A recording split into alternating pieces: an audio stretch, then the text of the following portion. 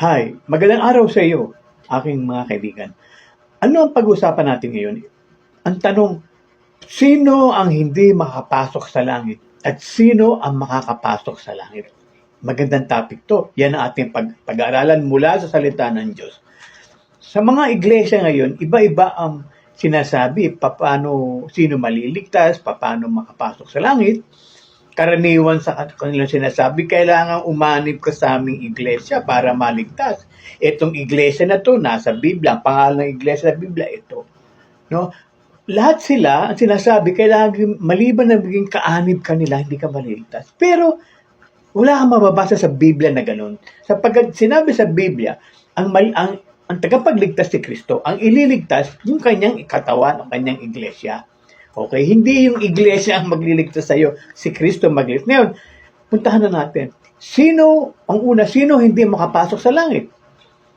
Alam niyo ba, dahil sa kasalanan, ang tao hindi makapasok sa langit. Hindi basta kasalanan. May sinasabi ang Biblia, the one who practices sin. Yung nabubuhay sa kasalanan, yun ang hindi makapasok sa langit. Practices sin. 1 John 3:8 hanggang 10, sinabi ng Panginoong Jesus sa kanyang salita, 1 John 3:8 to 10. Ang sino man who practices sin is of the devil. Naparito ang anak ng Diyos upang wasakin ang gawa ng diablo. Ang sino man pinanganak na muli, sabi doon, ay hindi magpapatuloy sa kasalanan, sapagkat ang binhi na natili sa kanya. So makita natin dito, ang nagkakasala daw, ang nagpapatuloy sa kasalanan ay sa diablo. Ngunit naparito ang anak ng Diyos upang wasakin ang gawa ng diablo. Ang sabi niya, ang pinanganak na muli, those who've been born again, ay sabi hindi magpapatuloy. Sapagkat ang binhi, si Kristo, ang Espiritu ng Diyos mananatili sa Kanya. Puntahan natin. Sino yung sinasabi sa Biblia na hindi makapasok? 1 Corinthians chapter 6 verse 9, patuloy. Ang lahat ng manggagawa ng masama, ang lahat ng mga sumasamba sa Diyos-Diyosan, ang mga homosexual, ang mga sinungaling. Pansinin nyo, those who practice these things, ang mga magnanakaw, pansinin nyo yung sinabing sinungaling.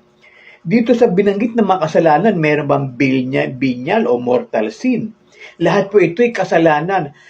Ang sin ay may sinabi si Juan sa 1 John 5:16 to 17. May kasalanang ikamamatay, may kasalanang hindi ikamamatay. Yung kasalanang ikamamatay, yung sinning willfully. Yung you are living in sin. Halimbawa, adulterer ka, fornicator ka. No? Nambababae ka, nanloloko ka, may asawa ka, nangangaliwa, walang tigil ang pangangaliwa mo, yun ay practicing sin. Halimbawa, you are lying. Wala ka na sinabing totoo, puro pagsisinungaling, pandaraya, swindler, no? Panloloko ng kapwa, you practice sin. O kaya yung wala kang pagpatawad, meron kang puot o galit, walang binyal o mortal sin, nagiging masama ang kasalanan pag you practice it. 1 Corinthians 6:9 to 11. Ganun din sinabi sa Revelation 21, verse 8, ang sabi doon, lahat ng duwag, no? Pansinin nyo yung duwag, the cowardly, yung duwag. Hindi nga makapasok kasi pag ang isang taong duwag, wala siyang pananampalataya sa Diyos. The coward, takot sa katotohanan, no? The coward, yung gumagawa ng abominasyon, murderers, and all liars. Sabi noon, their part shall be in the lake of fire. Andun na naman yung sinungaling, hindi nawawala. Revelation 21:8 yun, itaas nyo sa 27, ang sinabi, nothing unclean shall enter yung langit. No, walang makapasok who is unclean. Those who practices abomination and all liars, andun na naman. So, you practice sin. Kaya ang utos ni Kristo, so andun na yon. Ang hindi makapasok, pag alam mo you are practicing sin, you are sinning willfully, nabubuhay ka sa kasalanan, wala kang pakialam. Kasama doon yung drunkards, yung manginginom, yung maglalasing. No? Andun lahat yun eh. Kasama doon yung pagdodroga. No? Sisirain mo katawan mo. If you practice these things, hindi ka makapasok. Kaya sinabi ni Kristo, ang nabubuhay sa kasalanan ay sa diablo. Alipin ng diablo. Pero naparito siya upang wasakin ang gawa ng diablo.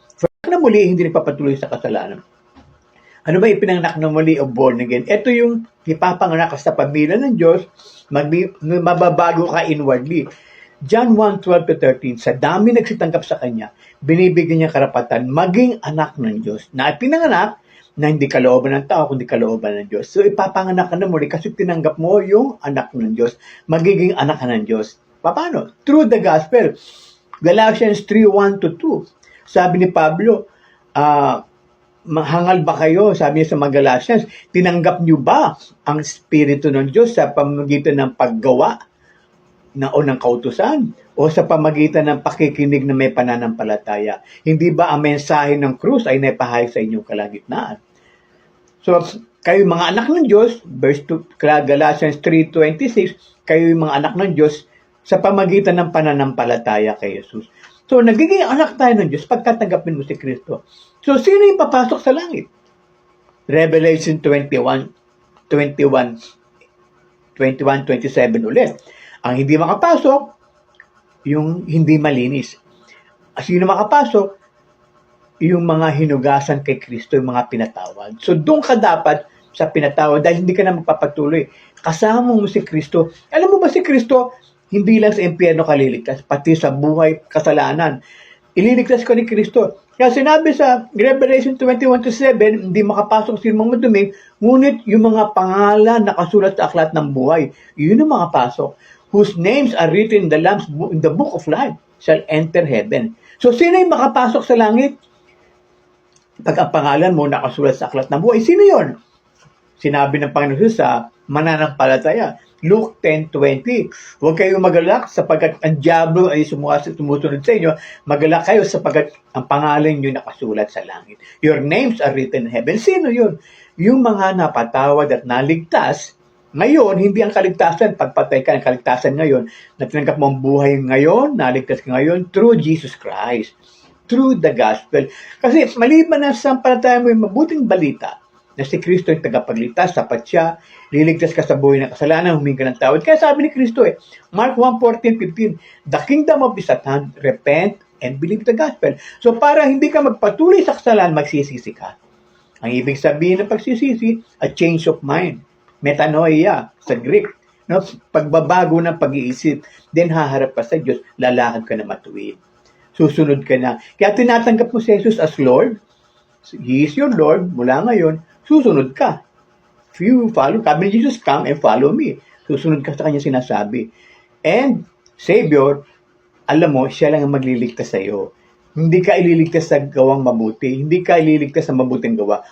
Pero you follow Christ, gumagawa ka na mabuti dahil pinatawad ka. Pero hindi nakadepende ang kaligtasan mo sa ginawa mo, kundi sa ginawa ni Kristo.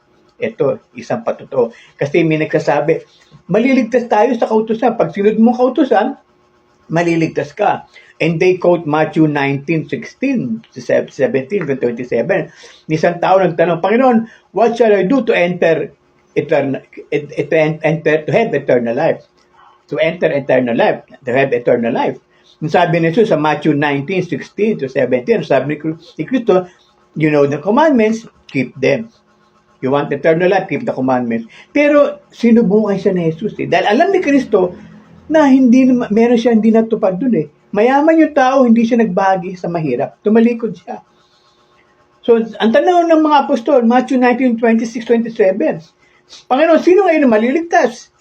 Sabi ni Jesus, sa tao, imposible. Ngunit sa Diyos, walang imposible. See, pinakita ni Kristo ng kautusan na hindi tayo kaya iligtas. Kasi makasalanan nga tayo Kaya naparito si Kristo upang tubusin tayo sa kasalanan, bayaran ng ating kasalanan, tubusin tayo, bigyan tayo ng bagong buhay.